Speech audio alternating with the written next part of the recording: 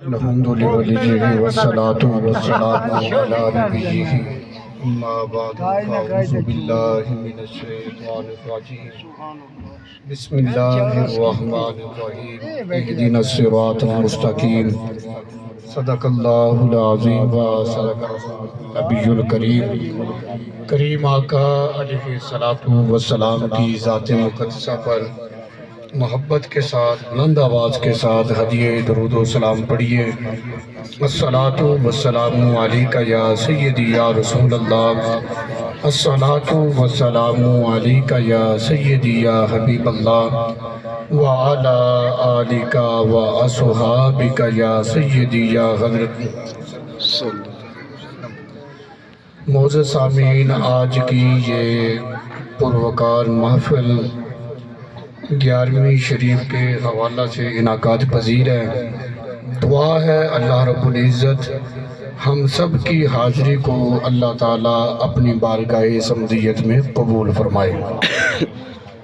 جن دوستوں نے، علامہ صاحب نے، جتنے بھی ان کے معاونین ہیں، مل جل کر اس محفل کو سجایا، اللہ تعالیٰ سب کی کوششوں کو اپنی بارگاہ میں قبول فرمائے۔ دیکھو بات یہ ہے، سرکار غوث پاک رضی اللہ تعالیٰ عنہ کا فرمان ہے۔ آپ فرماتے ہیں کہ جب بندے پہ کوئی مصیبت آن پڑے نا، پریشانی آن پڑے، پریشانیوں میں گھیر جائے، نجات کا کوئی راستہ نظر نہ آئے، 11ویں والے پیر فرماتے ہیں اس کو چاہیے کہ وہ بندہ رب کے گھر مسجد میں آ جائے، رسول اللہ صلی اللہ علیہ وسلم پہ درود و سلام پڑھے۔ اگلی بات شیخ عبد القادر جیلانی نے بڑی زبردست کہی۔ آپ نے فرمایا کہ وہ مسجد میں آ جائے، عبد القادر ضمانت دیتا ہے بالفرض اگر گناہوں کی وجہ سے آسمان سے آگ کی بارش بھی ہوگی نا، وہ لوگ بچ ہی جائیں گے جو رب کے گھر مسجد میں ہوں گے۔ سبحان اللہ۔ تو اس لیے جو کچھ بھی ہو جائے رب کے گھر میں جایا کرو، مسجد میں جاؤ، اللہ مشکلیں آسان فرماتا ہے۔ 11ویں والے پیر نے فرمایا ہے، میرے آقا علیہ الصلوۃ والسلام کی حدیث ہے، ٹائم میرے پاس بہت کم ہے، میں نے طوالت نہیں کرنی، مختصر کر کے سمجھانا ہے۔ رسول اللہ صلی اللہ علیہ وسلم کا فرمان ہے، سرکار علیہ الصلوۃ والسلام نے فرمایا قیامت کے دن جو گناہ گار مسلمان ہوں گے پل صراط سے ہٹ کر کھڑے ہو جائیں گے، کہیں گے بال سے زیادہ بریک ہے، تلوار سے زیادہ تیز ہے، کراس کون کرے، چل جائے کون؟ وہ گھبرا کے ڈر کر کھڑے ہوں گے مسلمان گناہ گار۔ رب پتہ کیا فرمائے گا؟ رب فرمائے گا جبریل جاؤ وہ مساجد لے کر آؤ جن مسجدوں میں یہ میرے بندے بیٹھ کر ذکر کیا کرتے تھے۔ یہ مسجدوں میں جانا کام آئے گا قیامت کے دن۔ حضرت جبریل علیہ السلام جائیں گے، حدیث کے الفاظ ہیں کہ وہ مسجدیں بیڑے کشتیوں کی طرح سجی ہوئی آئیں گی، سارے مسلمان جو گناہ گار ہوں گے بیچ میں بیٹھ جائیں گے، وہ مسجدیں مسلمانوں کو، ان گناہ گاروں کو پل صراط سے لے جائیں گی پار۔ اب یہ جس کا ارادہ ہے پل صراط جو ہے وہ مسجد رب کا گھر میں لے کے جائے، وہ چاہیے کہ ہم سارے دھندے کر لیتے ہیں، ہر طرف چلے جاتے ہیں۔ مجھے بڑا افسوس ہوتا ہے، ساری رات بھی پانی لگانا پڑے نہ لگاتے ہیں، یہ 10 منٹ کے لیے مسجد میں نماز پڑھنے کے لیے جانا پڑے تو وہ نہیں جاتے ہیں۔ کیسی عجیب بات ہے یار، سارا وقت ہم اپنی ذات کو دیتے ہیں، 5 نمازوں کے وقت ٹوٹل کریں کتنا وقت بنتا ہے؟ گھنٹہ سوا گھنٹہ تو اللہ کی عبادت کے لیے نکالوں گا۔ اگلی حدیث پاک، یہ تعلیم امت کے لیے رب نے، رب کے پیارے حبیب علیہ الصلوۃ والسلام نے اپنی امت کی فریاد کی، عرض کی مولا، سرکار نے اپنے ہاتھ اٹھائے، دعا کی مولا ہمارے دلوں کو تالے لگ گئے ہیں، اپنے ذکر کی برکت سے ان تالوں کو کھول دے۔ مطلب یہ ہے کہ جب بندہ گناہ کرتا ہے نا دلوں پہ تالے لگ جاتے ہیں. فرمایا کہ دلوں کے تالے پتہ کیا ہے؟ بندہ گناہوں میں لذت پائے, گناہ کرے تو اس کو سرور ملے, لذت حاصل کرے, اور جب نیکی کی طرف جائے تو اٹھتا حق. یہ جو نوجوان بچے ہیں نا ان سے میں گزارش کروں گا موبائل پہ ساری رات گزار دیں گے, فیس بک پہ یوٹیوب پہ ساری رات گزار دیں گے. اگر مسجد میں 10 منٹ اضافی بیٹھنا پڑ جائے یوں اکتاتے جیسے جان نکل جائے.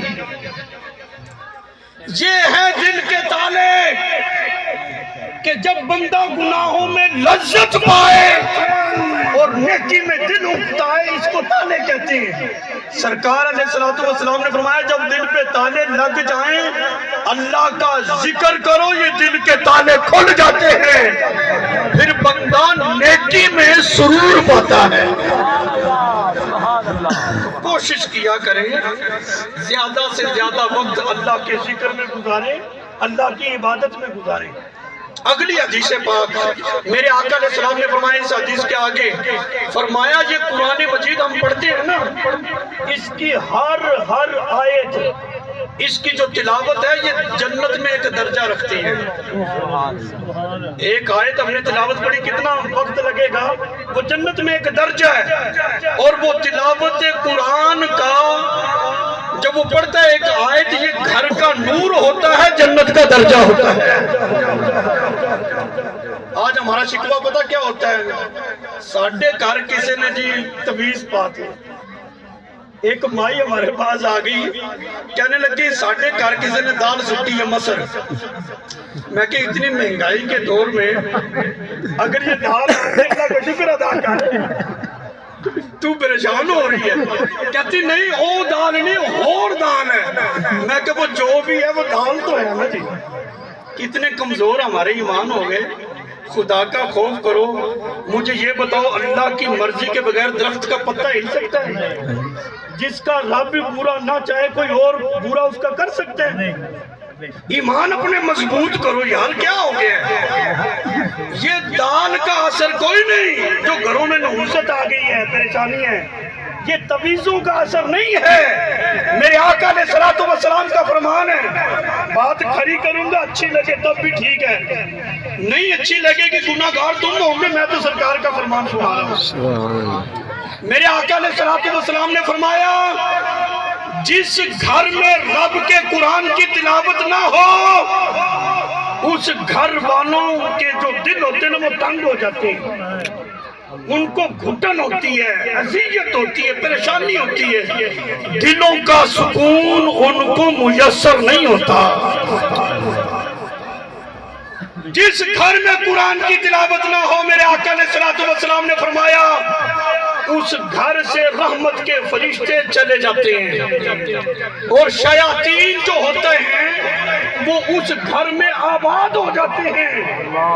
جب شیاطین ہی آباد ہو گئے گھر میں تو برکت کہاں سے آنی ہے؟ آگے سنو میرے آقا کا فرمان. سرکار علیہ السلام نے فرمایا کہ جس گھر میں اللہ کے قرآن کی تلاوت ہوتی ہے, رسول اللہ صلی اللہ علیہ وسلم نے فرمایا بظاہر وہ گھر چھوٹا ہی کیوں نہ ہو, اللہ کی رحمت سے وہ گھر وسیع ہو جاتا ہے. سبحان اللہ. جس گھر میں رب کا قرآن پڑھا جاتا ہے, میرے آقا علیہ السلام نے فرمایا اللہ تعالیٰ اس گھر سے شیطانوں کو نکال کر باہر پھینک دیتا ہے. اللہ کے رحمت کے جو فرشتے ہوتے ہیں اس گھر پر سایہ کر دیتے ہیں. اگر سکون چاہتے ہو, دلوں کا اطمینان چاہتے ہو, دلوں کی کشادگی چاہتے ہو, گھر میں رب کے قرآن کی تلاوت کرو, اللہ تعالیٰ سکون عطا فرما دے. سبحان اللہ, واہ بھائی واہ, سبحان اللہ. دیکھو جی تعویذوں کے ہم مخالف نہیں, ہم اہل سنت والے ہیں. رب کا کلام ہے اثر کو ہے, لیکن سب سے بڑا تعویذ رب کا قرآن ہے. وہ گھر میں ہے, آتا ہے تب بھی نہیں آتا ویسے کھول کے زیارت کر وضو کر کے سینے سے لگا, اللہ تعالیٰ ساری مشکلیں آسان فرما دے.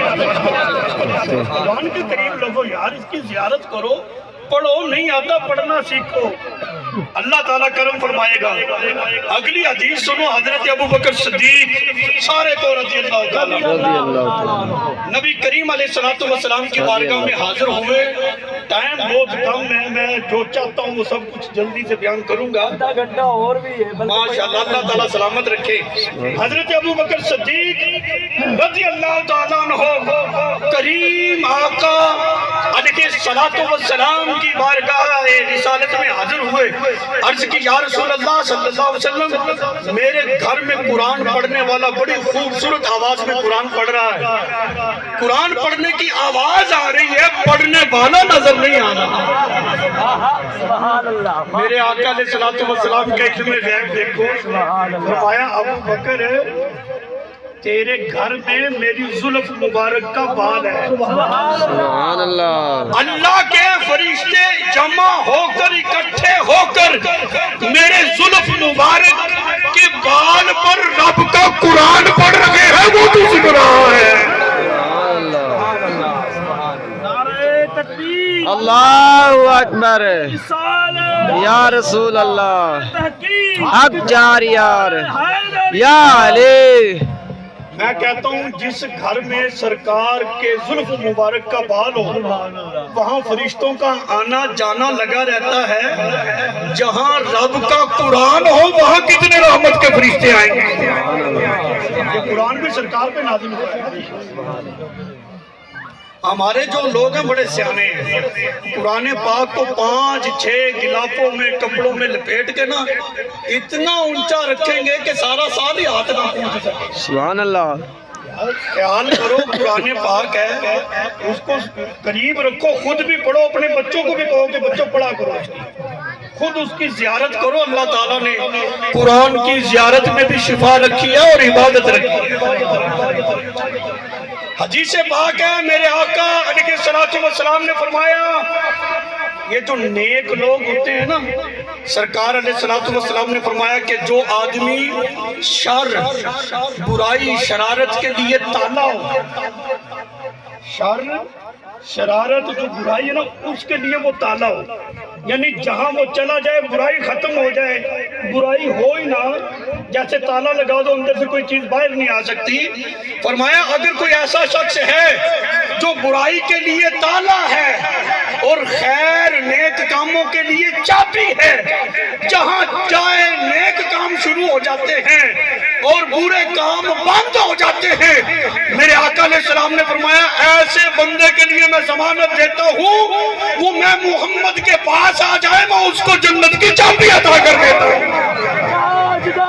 ختم نبوت، زندہ باد زندہ باد ختم نبوت، زندہ باد زندہ باد۔ اس کا مطلب یہ ہے کہ ہم اپنا مزاج، اپنی طبیعت اس طرح کی رکھیں کہ ہم جہاں جائیں ہمارے جانے سے وہاں نیکیاں آسان ہو جائیں اور گناہ مشکل ہو جائے بلکہ کوئی کر ہی نہ پائے۔ پھر تو پتہ چلے گا خاندان کا بڑا ہے جی، یہ چودھری صاحب ہے، نمبردار ہے، یہ وڈیرا ہے، تو پھر تو سلام ہوگا، سلوٹ لگے گی کہ واقعی بھئی یہ آ جائے تو سارے بچے نماز پڑھتے ہیں، کوئی ڈرامہ فلم نہیں دیکھتا۔ اگر اس وڈیرے کے ہوتے ہوئے سارے گناہ ہو رہے نماز کوئی نہیں پڑھتا، اس وڈیرے کا کیا فائدہ ہے؟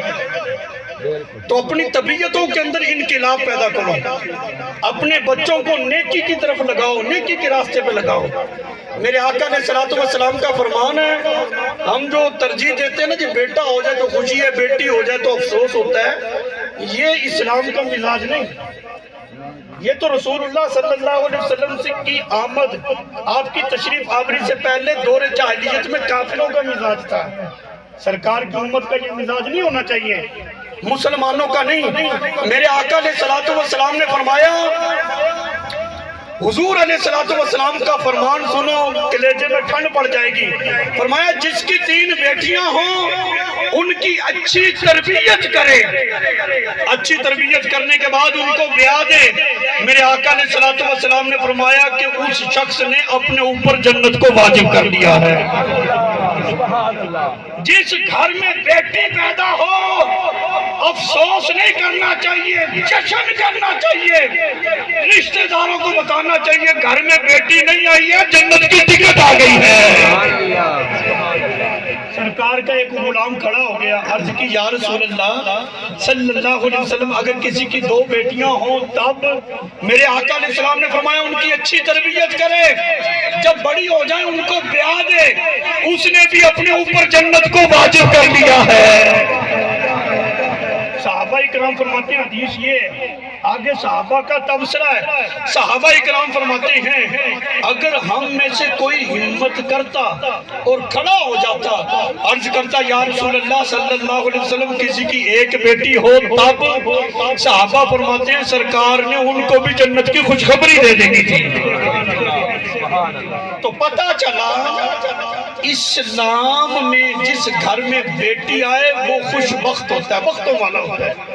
یہ ہر کسی کا مقدر نہیں کہ اس گھر میں بیٹی آئے، مقدر والا وہ ہوتا ہے جس کے گھر میں رب بیٹی جیسی نعمت بھیج دیتا ہے۔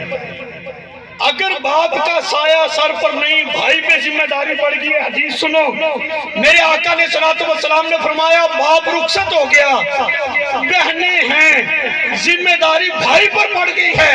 اگر وہ بھائی اپنی بہنوں کی اچھی تربیت کرتا ہے، ان کو بیاہ دیتا ہے، بیاہنے کے بعد ان کی خبرگیری رکھتا ہے، میرے آقا علیہ السلام نے خوشخبری عطا فرمائی۔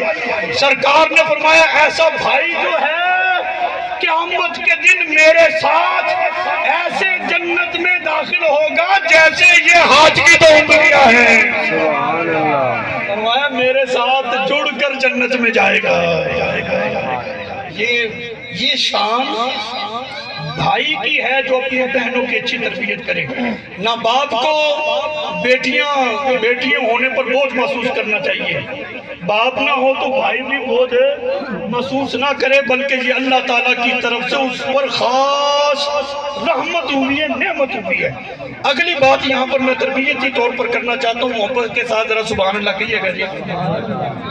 ایک صحابیہ میرے آقا علیہ السلام کی بارگاہ میں حاضر ہوئی، اس صحابیہ نے عرض کی یا رسول اللہ صلی اللہ علیہ وسلم میرا نکاح فرما دیں، میری شادی کر دیں۔ سرکار علیہ السلام نے ایک صحابی سے اپنے غلام سے کہا ہاں میں سنا تیری شادی کر دی ادھر؟ عرض کی حضور شادی کے لیے تیار تو ہوں لیکن حق مار کے پیسے کوئی نہیں تو پھر شادی کیسے ہوگی؟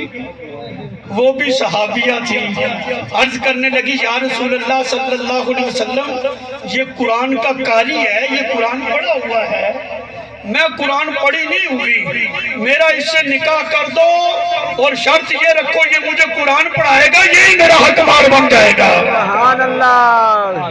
سرکار کی تربیت دیکھو آج جو ہمارے بزرگ ہیں بڑے ہیں، میں بڑے ادب کے ساتھ بڑے احترام کے ساتھ یہ گزارش کروں گا اپنے نوجوان بھائیوں کو بچوں کو، یہ میں بات کہوں گا کہ دیکھو شادی تو ہونی ہے، شادی تو کرنی ہے، کیسا عجیب ایک مزاج بنا ہوا ہے۔ میرے آقا علیہ السلام نے فرمایا کہ جب نکاح کرو نا 4 چیزیں دیکھ کر کرو، یہ ابن ماجہ کے اندر بھی ہے، دیگر بھی کتب حدیث کے اندر یہ حدیث پاک موجود ہے، کتاب النکاح کے اندر میں ہر سال بچوں کو یہ پڑھاتا ہوں۔ فرمایا کہ جب شادی کرو کیا چیزیں دیکھ کر کرو؟ حسن دیکھ کر کرو، مال و دولت دیکھ کر کرو، نسب دیکھ کر کرو، دینداری دیکھ کر کرو۔ فرمایا جہاں دینداری مل جائے سب کچھ چھوڑ دو، دینداری کو ترجیح دو۔ یہ سرکار نے فرمایا کہ دینداری کو ترجیح دو، کیونکہ ایک خاتون جو پڑھی لکھی ہو تو پورا خاندان ہی پڑھا لکھا ہو جاتا ہے۔ آج ہمارے بزرگوں کا مزاج بیٹی کا رشتہ کرتے ہوئے یہ ضرور ذہن میں رہے، لڑکا کماتا کیا ہے، اس کی تنخواہ کتنی ہے، بہن بھائی کتنے ہیں، فیملی بڑی ہے چھوٹی ہے، اللہ کرے ماں پیو نہ ہی ہوں تو پھر زیادہ اچھا ہے۔ سبحان یہ اللہ۔ ہمارا مزاج ہوتا ہے، محسوس نہیں کرنا۔ آج تک ہم نے یہ پوچھا ہے بھی بچی ہم جس کے نکاح میں دے رہے ہیں وہ نماز پڑھتا ہے، وہ قرآن پڑھا ہوا ہے، دین کے ضروری مسائل جانتا ہے؟ پوچھنے والی باتیں یہ تھی لیکن دنیا داری میں پھنسے ہوئے ہیں۔ اب بیٹے کی شادی کرنی ہے، بچی کتنا پڑھی ہوئی ہے اسکول، کیا دینداری دیکھی ہے؟ ہاں جی روٹی کر لیندی ہے تو دوجے کام کر بھی آپ نے یہ پوچھا ہے بچی نیک ہے، نماز پڑھتی ہے، قرآن پڑھی ہوئی ہے، دین کا کتنا علم جانتی ہے؟ میں کہتا ہوں یہ تحریک چلاؤ، ہر باپ اپنی بیٹی کی شادی کرتے ہوئے یہ مطالبہ رکھے بچہ قرآن پڑھا ہوا ہے، لڑکا قرآن پڑھتا ہے، یہ نماز کا پابند ہے، تہجد گزار ہے، اور جب بیٹے کی شادی کرو یہ تحریک چلاؤ، پوچھو ہاں جی بچی قرآن پڑھی ہوئی ہے، دین کا کتنا علم جانتی ہے، نماز کی پابند ہے۔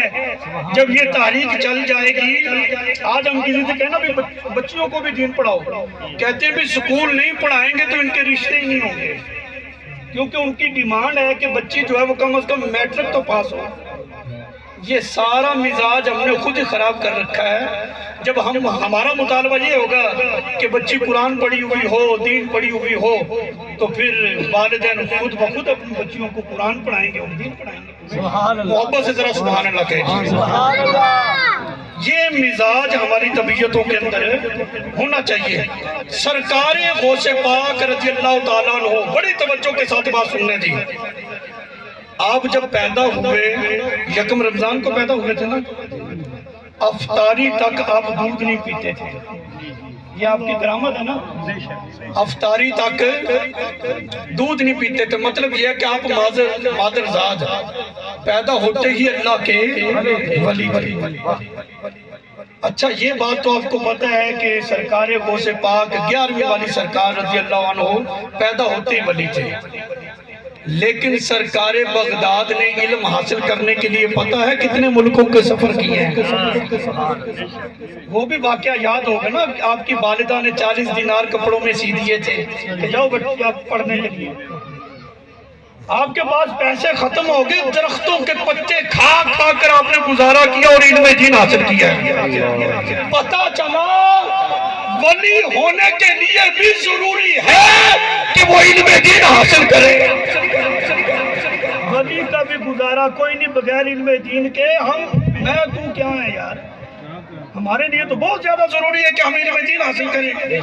بے شک۔ دوسری بات، جب سرکار بغداد نے ولی ہوتے ہوئے علم دین حاصل کیا اور مشکلات کا سامنا کیا، اور علم دین ایک ایسی چیز ہے اس کی تحصیل میں حاصل کرتے ہوئے جتنی مشکلات کا بندے کو سامنا کرنا پڑے نا، یہ علم کا نور اتنا ہی زیادہ بندے کو حاصل ہوتا ہے۔ سبحان اللہ، سبحان اللہ۔ یہ بزرگوں کی تاریخ ہے ہمارے سامنے، یہ سارے یہ ٹائم میں گنجائش ہوتی تو میں یہ ساری چیزیں ذکر کرتا۔ اگلی بات، سرکار بغداد 11ویں والی سرکار رضی اللہ تعالیٰ عنہ، آپ کے خواب میں نبی پاک علیہ السلام تشریف لائے، بیٹا تو تقریر بھی کیا کر، واز کیا کر، لوگوں کو قرآن و سنت کا واز سنایا کر، ان کی تربیت کیا کر۔ عرض کی میں عجمی ہوں کیونکہ آپ فارسی تھے، عربی نہیں تھے، اور یہ لوگ عربی ہیں، میں عجمی ہو کر ان کو کیسے بیان کروں؟ سبحان اللہ۔ کریم آقا علیہ السلام نے فرمایا بیٹا منہ کھولو، 7 مرتبہ اپنا لعاب شیخ عبد القادر جیلانی کے منہ میں ڈالا۔ یہاں تک تو بات سنی ہوئی ہے نا، اگلی بات سنو جو میں اب کرنے لگا ہوں۔ یہ وہ لعاب تھا جو قتادہ کی آنکھ پہ لگا، آنکھ حسن میں اور نظر میں تیز ہو گئی۔ سبحان اللہ۔ یہ وہ لعاب تھا جو جابر کی ہنڈیاں میں پڑا، صحابہ کہتے ہیں ایسا کھانا ہم نے زندگی میں کبھی نہیں کھایا، کھانوں میں جنتی کھانوں کی لذت پیدا ہوئی۔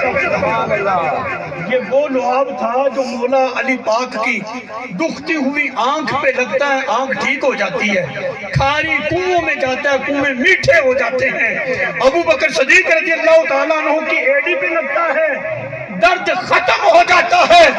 یہ وہ لعاب تھا جو امام حسین رضی اللہ تعالیٰ عنہ کے منہ میں جاتا ہے، سارے جسم سے الگ ہے، نیزے کی آنے پہ چڑھا ہوا ہے، پھر بھی قرآن کی تلاوت ہے۔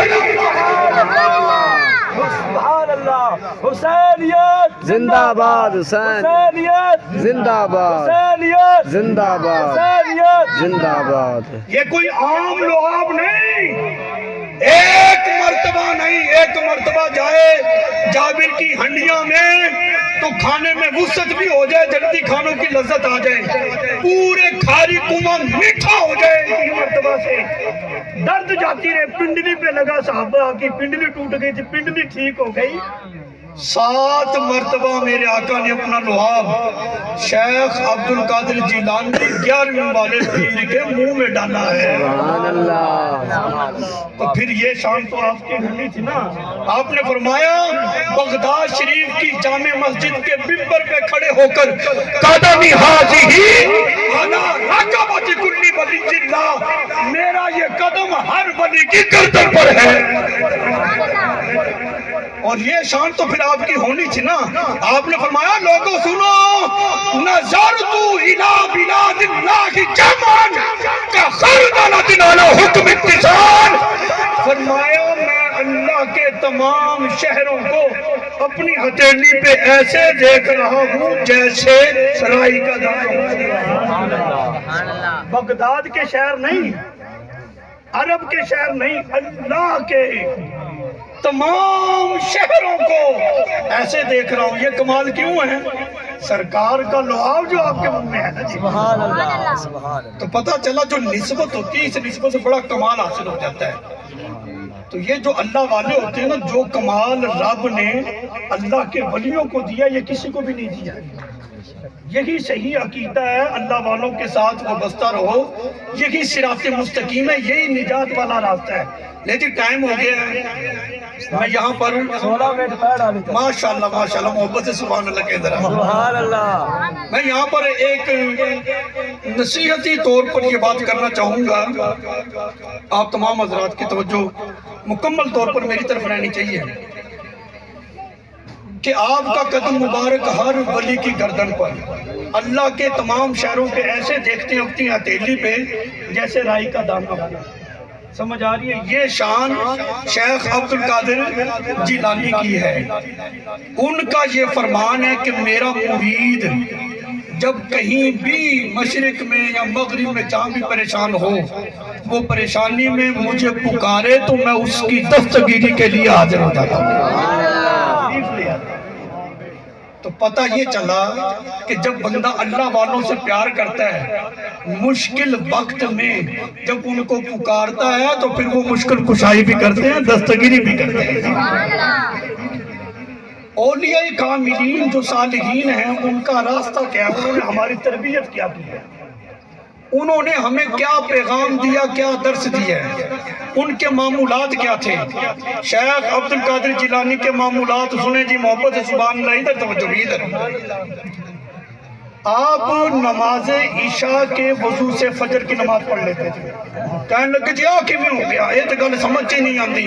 میں کہا جو سمجھ میں نہ آئے وہی کرامت ہوتی ہے بھائی، جو سمجھ میں آگے اسے کرامت کہاں کہتے ہیں؟ کرامت کی تعریف یہی ہے جو انسانی عقل کے ترازو میں نہ آئے اسے کرامت کہتے ہیں بھائی۔ وہ جی عشاء کے وضو سے فجر کی نماز کیسے پڑھ لیتے تھے؟ میں نے کہا یہ مسئلہ سمجھانا اب مشکل کوئی نہیں، کسی نوجوان بچے کو موبائل دو، پیکج کروا دو، کمرے میں تنہا چھوڑ دو، جیسے چھوڑ کر جاؤ کہ فجر ٹائم ویسا ہی ملے گا۔ او یار ساری رات کا تو پتہ ہی کوئی نہیں چلا، رات گزر گئی۔ وہ موبائل میں مصروف ہوا، رات گزر گئی، نہ نیند نہ تھکاوٹ نہ رات گزرنے کا احساس، پتہ ہی کوئی نہیں چلا۔ میں نے کہا جس کی رب کے ساتھ لگ جائے اسے کیسے پتہ چلے گا رات کیسے گزر گئی ہے؟ سبحان اللہ۔ تو اس لیے دنیا سے دیکھو نا جی، ایک بزرگ کا مقولہ مجھے بڑا پسند آیا، میں یہ ذکر کر دوں اس کے بعد ختم شریف بھی ہونا، میں سارے معاملہ سمجھتا ہوں، اس چیز کو آپ ذرا سمجھیے گا محبت سے توجہ۔ کہتے کہ دیکھو کشتی جو ہوتی ہے نا، کشتی بیڑا، یہ دریا میں رہے، یہ دریا پر رہے، ایک نہ ایک دن یہ کنارے لگ ہی جائے گا۔ اگر دریا اس کشتی میں آ جائے تو پھر کیا ہوگا؟ وہ ڈوب جائے گا، جتنے سوار ہیں وہ بھی ہلاک ہو جائیں گے۔ یہی مثال ایک بندہ مومن کی ہے جو دنیا میں آیا ہے۔ اگر بندہ مومن دنیا میں رہے، ایک نہ ایک دن وہ اپنی منزل مقصود کو پہنچ جائے گا، کامیاب ہو جائے گا، صراط مستقیم پہ لگ جائے گا۔ اگر دنیا اس میں آ گئی تو خود بھی ہلاک ہوگا، جتنے لوگ اس کے ساتھ وابستہ ہیں ان کو بھی ہلاک کر بیٹھے گا۔ بس یہی آج کا پیغام ہے، یہی آج کا میسج ہے۔ دنیا میں رہو، دنیا کو اپنے اندر نہ آنے دو۔ بس اسی جملے پہ ہم نے عمل کر لیا تو انشاءاللہ تعالی ہماری زندگیاں بہت آسان ہو جائیں گی، اس میں بڑی روحانیت آ جائے گی، بڑا لطف آ جائے گا۔ دوسرا پیغام اور میسج آج کے حوالے سے، اللہ تعالی مجاہد اہل سنت قبلہ مولانا حسنین صاحب کو اللہ تعالیٰ سلامت رکھے۔ مجاہد آدمی ہے اور ایک تڑپ ہے، ان کے اندر ایک جذبہ ہے کہ میں نے دین کی خدمت کرنی ہے، بچوں کو قرآن پڑھانا ہے، دین کا خادم بنانا ہے، جذبہ ہے۔ اللہ تعالیٰ اس کے جذبے کو پائے تکمیل تک پہنچائے، اور میں دوستوں سے گزارش کروں گا آپ اس کی تحریک کا حصہ بنے، علم کا حصہ بنے۔ انہیں کہا یار تو بچے پڑھاتا، ہمارا بچہ بھی پڑھا، اور میرے پاس آدھا گھنٹہ تو مجھے بھی اللہ کے احکامات سکھا۔ بندہ روزانہ ایک مسئلہ بھی سیکھے، زندگی پتہ نہیں کب تک ہے، اتنے مسئلے سیکھ جاؤ گے۔ جو طالب علم ہوتا ہے نا، دوران تعلیم اگر فوت ہو جائے، اللہ تعالیٰ قبر میں بھی اس کی تعلیم کا اہتمام کر دیتا ہے۔ فرشتے حساب لینے آئیں گے، رب کہے گا ٹھہر یار، پہلے اس کی تعلیم مکمل کرو۔ سبحان اللہ۔ مزہ نہیں آ جائے گا؟ بندہ ساری زندگی طالب علم ہی رہے، طالب علم بننے میں بڑی ایک تو کوشش یہ کریں خود بھی دین پڑھیں، اپنے بچوں کو بھی دین کی طرف لائیں۔ دوسری آخری بات یہ ہے، دنیا کا جو کچھ بھی ہے دنیا پہ رہ جانا ہے، آج نہیں تو کل میں ہوں۔ آپ کہیں گے یار بہت اچھے تھے، علامہ صاحب آئے تھے ہمارے ساتھ، پاس بیان کیا تھا، ابھی تو کیا تھا۔ تو زندگی کا پتہ ہے یار، بہانہ ہی بنتا ہے، ایسے ہی ہوتا ہے۔ ایک نہ ایک دن دنیا سے جانا ضرور ہے، لیکن ایسے جاؤ کہ جب قبر میں پہنچے تو سرکار فرمائے میرا غلام آ گیا۔ اللہ تعالیٰ سب کو سلامت رکھے، دین دنیا آخرت کی سب کو بلائیاں عطا فرمائے۔ وما علینا الا